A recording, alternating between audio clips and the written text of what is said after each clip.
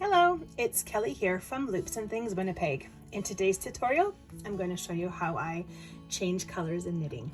I'm at the beginning of the row and I'm ready to change colors. So I insert my needle, I grab my new yarn, and I attach it by knitting the first stitch with my new yarn.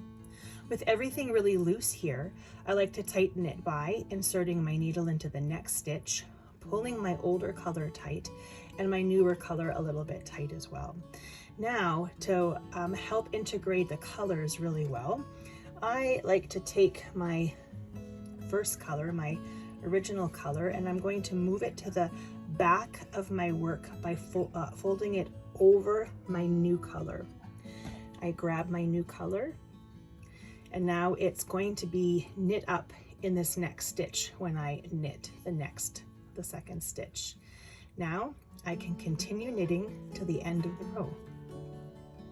When working on continuous alternating color changes, I like to keep the ends of my project from all these little cut off ends that I need to weave in. So to keep that down to a minimal, I never cut my new color. I work it into the project. So I'm going to show you how I do that. So I'm going to insert my needle, and this was the yarn color that I had worked with. I'm just going to get rid of my end.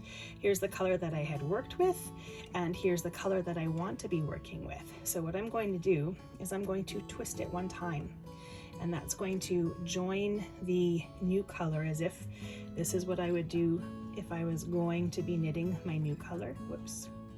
Start again.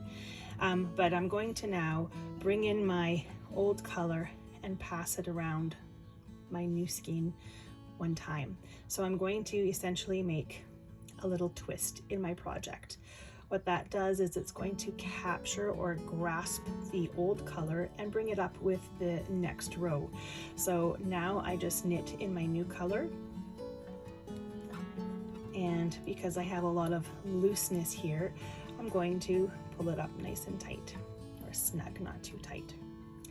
And it cleans up the project really nicely. And I'm going to keep doing that all the way until I am done using this yellow, and then I'm going to cut it, and that will be what I weave in to the end.